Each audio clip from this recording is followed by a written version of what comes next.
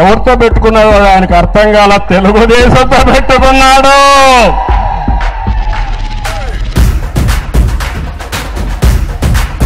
నీ పార్టీని బంగాళాఖాతంలో కలిపే శక్తి తెలుగుదేశం పార్టీకి ఉంది.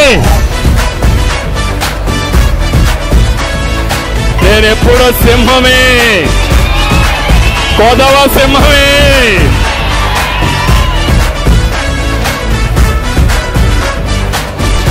సమయం లేదు మిత్రమా.